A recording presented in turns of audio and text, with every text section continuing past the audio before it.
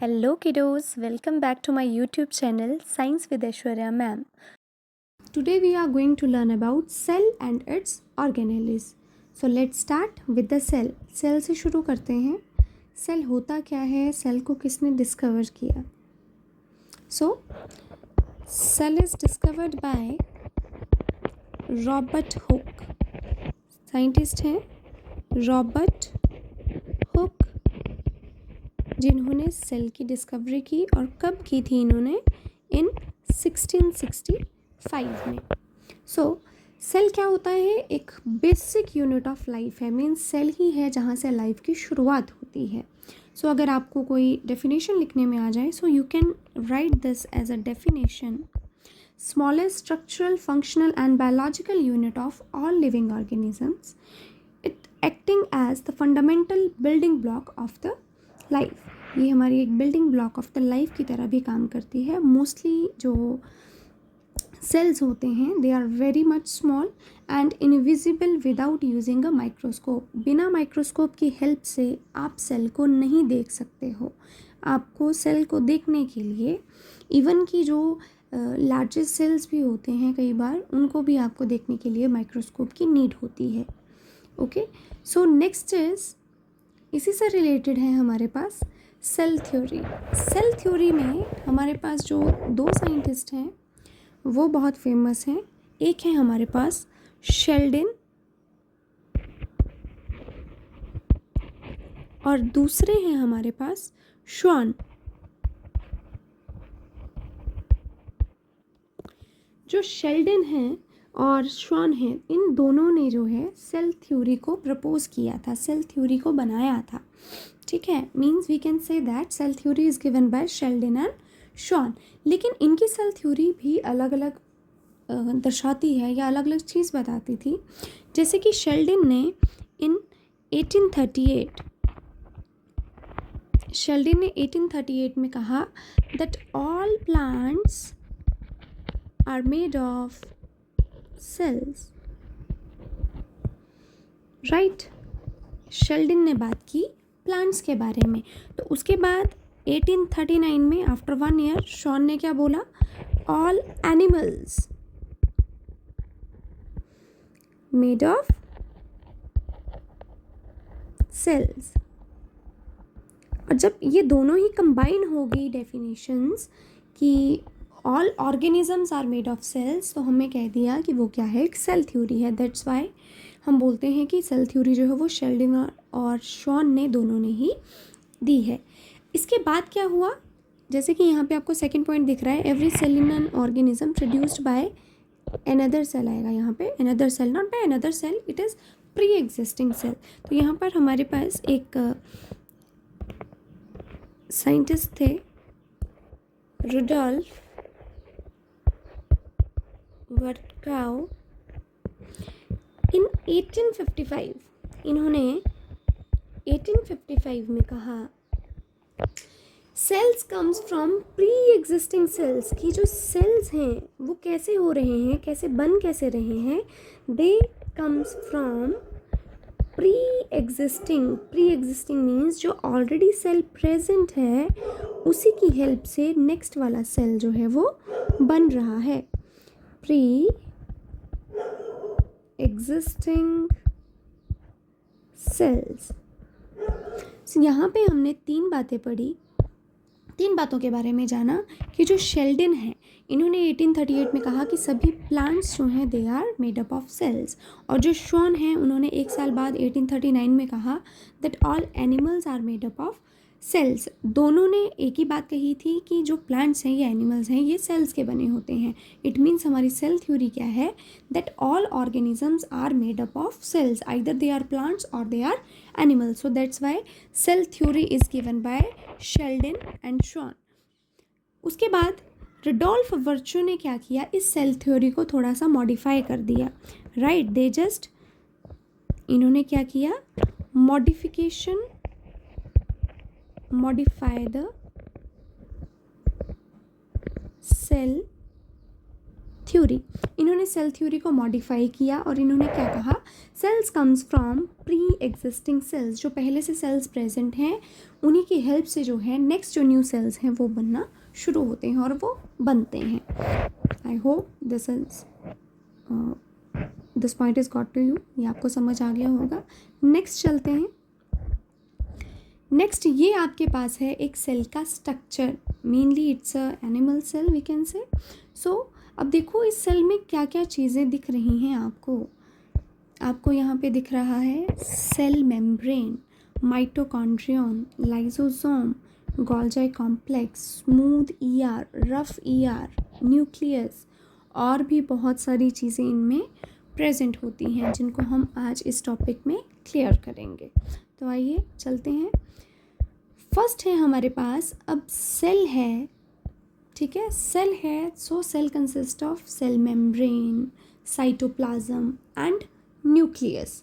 तो सबसे पहले क्या आ गया हमारे पास, सेल मेम्ब्रेन। सेल मेम्ब्रेन क्या है, देखिए आपके पास ये डायग्राम है, चाहे इस डायग्राम को देखो चाहे इस डायग्राम को देखो, दोनों जो है ये थोड़ा सा ज़्यादा ही मॉडिफाई करके बताया है और ये सिंपल तरीके से बता दिया है, राइट। तो सेल मेम्ब्रेन क्या होता है, अगर ये कोई सेल है, ये इसका अंदर का पार्ट है, जो इसकी बाहर की कवरिंग है, this covering is known as cell membrane. जो प्रोटेक्टिव लेयर होती है उसको हम कह देते हैं cell membrane. This is also known as plasma membrane, इसी को हम क्या बोलते हैं, प्लाज्मा मेम्ब्रेन, ठीक है। प्लाज्मा मेम्ब्रेन भी होती है, also we can say it's semi permeable membrane, इसका एक और नाम है semi permeable membrane. Semi permeable means ये सेपरेट कर देता है साइटोप्लाज्म को एक्सटर्नल एनवायरनमेंट से।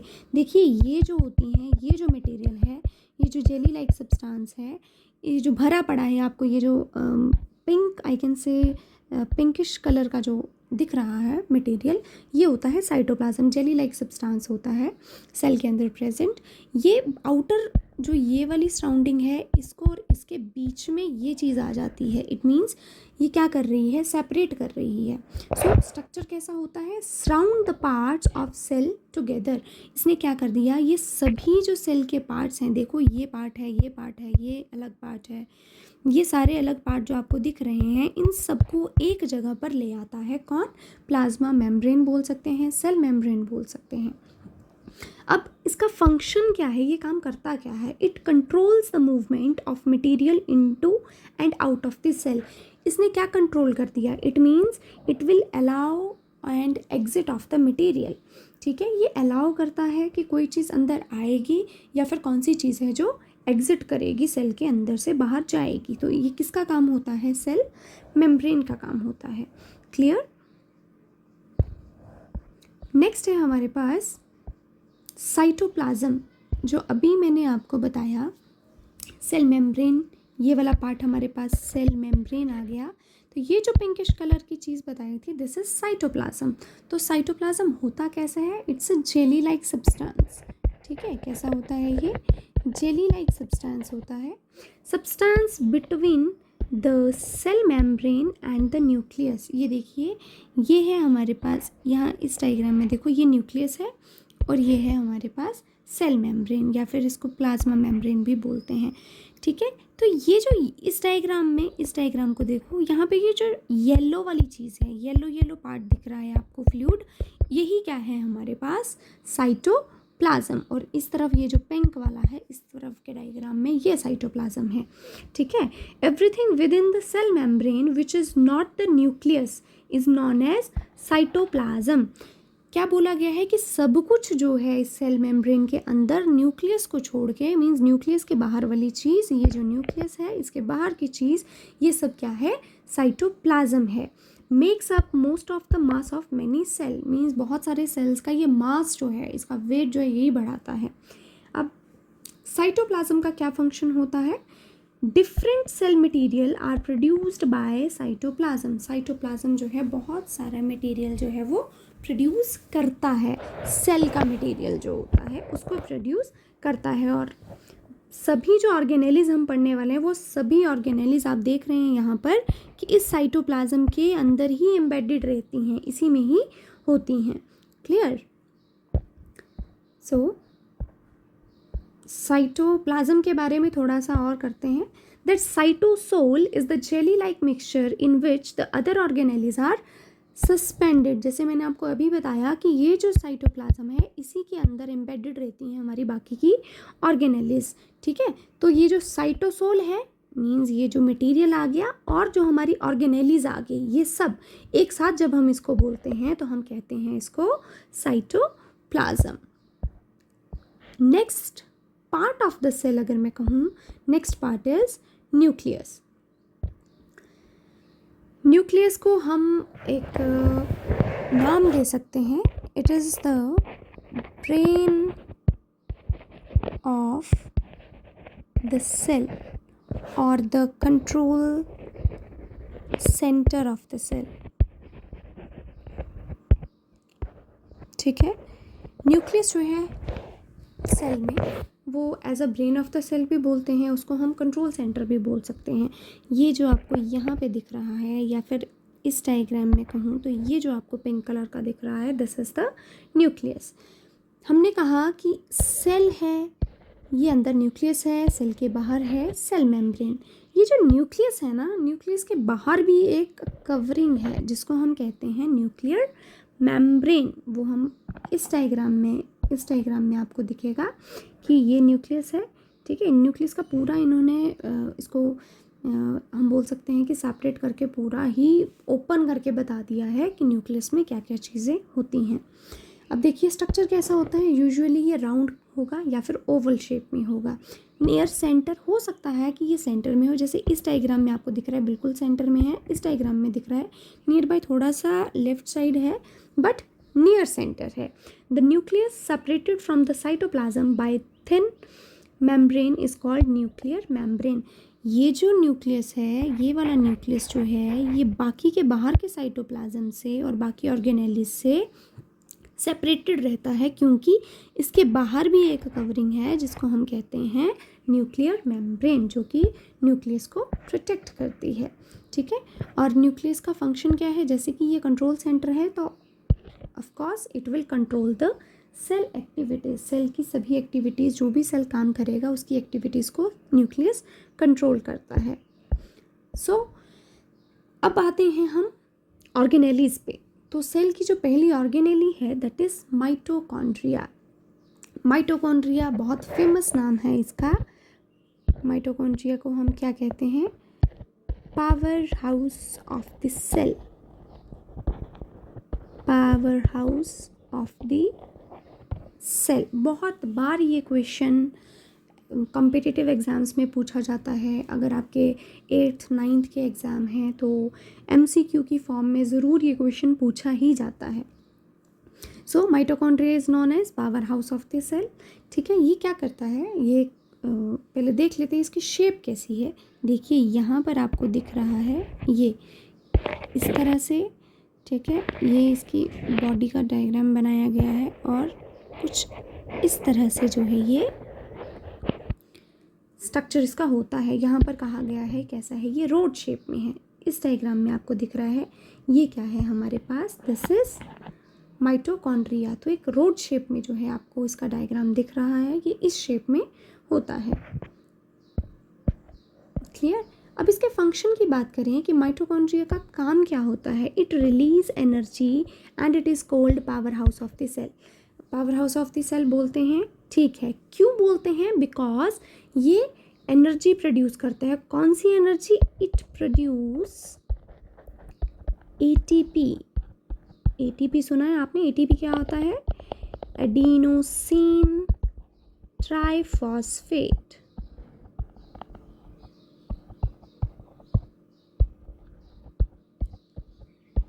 Right, triphosphate. ये क्या है? हमारी इकलौती एनर्जी करेंसी। ATP को हम अपनी एनर्जी करेंसी भी बोलते हैं। और ये जो माइटोकॉन्ड्रिया है ये डबल लेयर्ड मेम्ब्रेन होता है। डबल लेयर्ड मीन्स कि ये अगर माइटोकॉन्ड्रिया है तो एक जो है इसकी आउटर लेयर होगी और एक जो है इसकी इनर लेयर होगी। जो आउटर है वो प्रोटेक्ट करती है, जो इनर लेयर है ये इस तरह से सिस्टर्नी की फॉर्म में काम करती है, राइट। और एक और बात है कि माइटोकॉन्ड्रिया में इसका अपना डीएनए होता है। It is having their own DNA and also ribosomes. अपने डीएनए और अपने राइबोसोम्स इसमें प्रेजेंट होते हैं। चलिए चलते हैं नेक्स्ट पे। नेक्स्ट ऑर्गेनेली है हमारे पास राइबोसोम्स। राइबोसोम्स इसका भी एक कुछ नाम है, स्पेशल नाम, that is protein factory. This is known as protein factory, ठीक है। ये टाइनी पार्टिकल्स होते हैं, छोटे छोटे, बहुत स्मॉल से होंगे। They can see only with an electron microscope. ऐसे नेक आई से नहीं दिखेंगे, you can see only with the help of electron microscope. ये देखिए आपको यहाँ पे एक डॉट लाइक स्ट्रक्चर बताया गया है, इस तरफ ब्लू कलर के डॉट्स बने हैं, ये हैं हमारे पास राइबोसोम्स, राइट। तो राइबोसोम्स का फंक्शन क्या होता है? साइट ऑफ प्रोटीन सिंथेसिस, ठीक है। प्रोटीन सिंथेसिस मीन्स कि ये क्या करते हैं, प्रोटीन्स को बनाते हैं। They are going to manufacture the proteins because it consisting of RNA and protein. इसके पास क्या है, आरएनए और प्रोटीन होती है, that's why they are able to synthesize the proteins in the cell. So come to the next organelle which is endoplasmic reticulum. endoplasmic को हम shortcut में ER बोलते हैं, ठीक है। ER जो है ये 2 टाइप्स में होता है, smooth endoplasmic reticulum and rough endoplasmic reticulum. देखो smooth ER and rough ER। अब स्मूथ ER और रफ ER जो है वो क्या होते हैं, एक तरफ देखिए ये जो डायग्राम है ये वाला, ये है आपका रफ एंडोप्लाज्मिक रेटिकुलम। बिकॉज ये जो डॉट डॉट डॉट डॉट दिखाई दे रहा है ये है इसके ऊपर प्रेजेंट राइबोसोम्स। राइबोसोम्स जब इस पर चिपके होते हैं तो इसे हम कहते हैं रफ। बिकॉज कोई चीज़ है अगर उसके ऊपर आपने कुछ रखा है तो दैट विल बी रफ। लेकिन कोई प्लेन शीट है जिस पे कुछ रखा नहीं है, कुछ फेंका नहीं है, इट इज़ वेरी स्मूथ। सो जहाँ पर कोई राइबोसोम्स अटैच नहीं है, दे आर वेरी सॉफ्ट, और हम कह सकते हैं that is smooth ER, smooth endoplasmic reticulum. Structure कैसा होता है, its structure like a tube. आपको ये दिख रहा है ट्यूब लाइक स्ट्रक्चर, यहाँ पे नहीं बना है, यहाँ पे मैं बना देती हूँ। इसका स्ट्रक्चर कुछ इस तरह से ट्यूब लाइक स्ट्रक्चर होता है, ठीक है। और ट्यूब लाइक स्ट्रक्चर में अगर राइबोसोम्स प्रेजेंट हैं सो इसको कहेंगे रफ ER, और अगर बिना राइबोसोम्स के हैं तो इसे कहेंगे स्मूथ ER, राइट। अब इसका फंक्शन क्या होता है, एंडोप्लाज्मिक रेटिकुलम का फंक्शन क्या है हमारे पास? इसका फंक्शन होता है ट्रांसपोर्ट मटेरियल इंट्रासेल्युलर। ये क्या करता है, मटेरियल को ट्रांसपोर्ट करता है, राइट। ट्रांसपोर्टेशन का काम मीन्स एक जैसे बस जो है एक जगह से दूसरी जगह कुछ सामान लेकर जाती है, पैसेंजर्स को लेकर जाती है। एंडोप्लाज्मिक रेटिकुलम जो है सेल के अंदर जो भी चीज़ें सिंथेसाइज होंगी, मैन्युफैक्चर होंगी, उनको क्या करता है, ये ट्रांसपोर्ट का काम करता है। ऑल्सो दिस ऑल्सो कि एंडोप्लाज्मिक रेटिकुलम भी जो है सिंथेसाइज भी करता है ये कुछ चीज़ें, ठीक है, सिंथेसिस भी करता है, ये फोल्डिंग भी करता है, उसके साथ कुछ चीज़ों को मॉडिफाई करता है,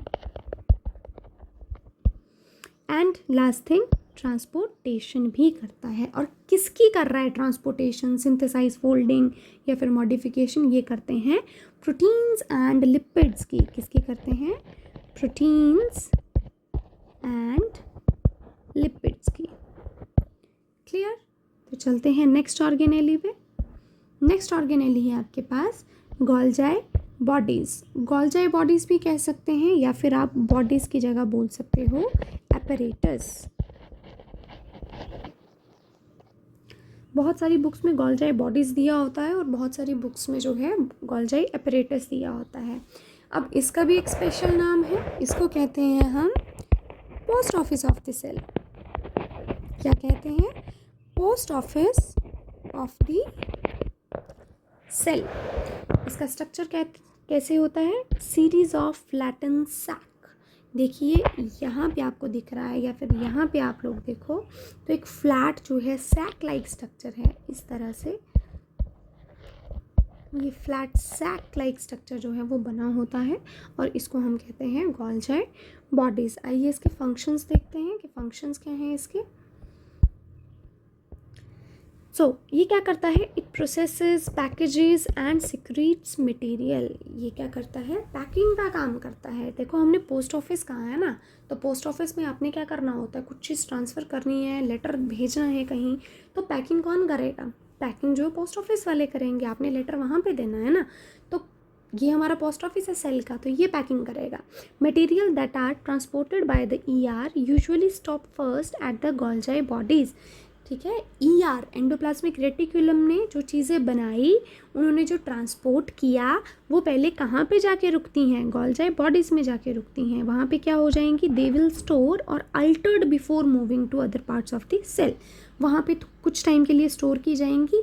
अगर उनमें कुछ चेंजेस करनी है, अल्टरेशन करनी है, मॉडिफिकेशन करनी है, तो गोल्जी बॉडीज़ उसमें वो अल्टरेशन करेगा। उसके बाद जो है बाकी सेल में उनको भेजा जाएगा। सेल के जो बाकी पार्ट्स हैं उन चीज़ों को बाकी पार्ट्स में उसके बाद ही भेजा जाएगा। Okay, come to the next organelle, it's lysosome. Lysosome very famous, it is suicidal bag. Suicidal bag of the cell, इसका नाम बहुत फेमस है और ऐसा क्यों है? बिकॉज ये क्या करता है? सेल्फ डिस्ट्रक्शन करता है। Self destruct the cell when needed. जब ज़रूरत पड़ती है तो ये सेल को ही, खुद को ही डिस्ट्रक्ट कर देता है, खुद को ही मार देता है, इसलिए कहते हैं suicidal bag of the cell. इसका स्ट्रक्चर कैसा होता है? Round organelle surrounded by a membrane. देखो यहाँ पर एक राउंड सा बना हुआ है, इसी को कहते हैं, क्या है ये? लाइसोसोम है हमारे पास। इसका फंक्शन क्या है? It contains powerful digestive enzyme. अब कॉज, अब खुद को अगर सेल्फ डिस्ट्रक्शन करनी है, खुद को उसने मारना है या फिर खुद को खा जाना है, डाइजेस्ट करना है, तो डाइजेस्टिव एंजाइम्स जो हैं इसमें प्रेजेंट होती हैं। So let's come to the last organelle which is known as vacuoles. Vacuoles जो हैं इसका साइज़ दोनों में अलग होता है, एनिमल में अलग होता है और प्लांट सेल में अलग होता है। फॉर एग्जांपल इसको आप लोग एनिमल सेल मान लीजिए और ये है हमारे पास प्लांट सेल। ठीक है, तो प्लांट सेल में ये वैक्यूल लार्ज साइज़ में होगा और वहीं पे एनिमल सेल में देखो तो ये कैसा है? स्मॉल साइज़ में होगा। प्लांट्स में मीन्स इसका ज़्यादा काम होता है, एनिमल सेल में इसका काम थोड़ा सा कम होता है। ठीक है, जैसे कि अगर मैं इसमें बोलूँ कि प्लांट सेल में इसका क्या काम होगा, ये ज़्यादातर तो पहले तो स्पेस ही कवर कर लेगा सेल का। ठीक है, और इसको रिजिडिटी प्रोवाइड करता है, क्योंकि ये जितना स्पेस लेता जाएगा अंदर से उतना ही स्ट्रांग बना देगा सेल को। ठीक है, बाहर से अगर कोई चीज़ एंटर कर रही है, so they have to push this vacuole first of all, then they have to enter inside the cell. So ये इसको रिजिडिटी प्रोवाइड करता है।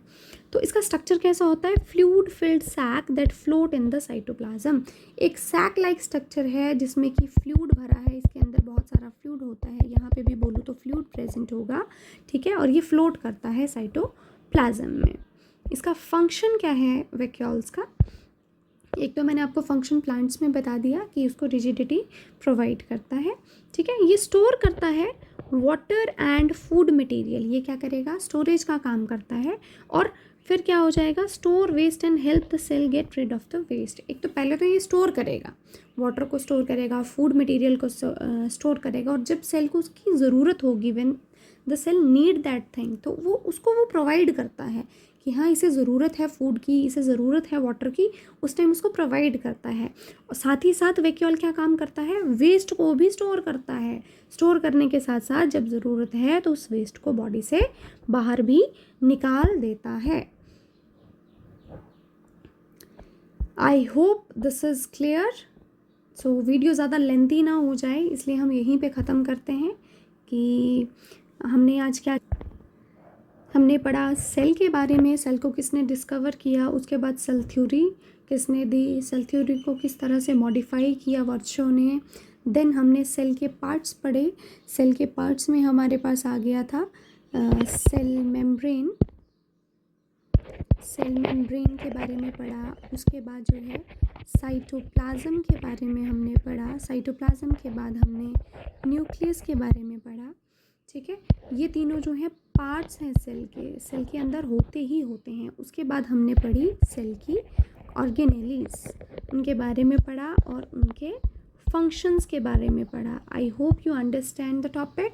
सो अगर कोई डाउट हो so you can comment in the section, comment section में आप लोग कमेंट डाल सकते हैं कि हमें ये डाउट है, या फिर आप कोई टॉपिक चाहते हैं जिसको सिंपली मॉडिफाई सिंपल करके मैं आपको पढ़ाऊँ, तो आप वो टॉपिक भी जो है कमेंट सेक्शन में लिख सकते हैं। So thank you, bye bye.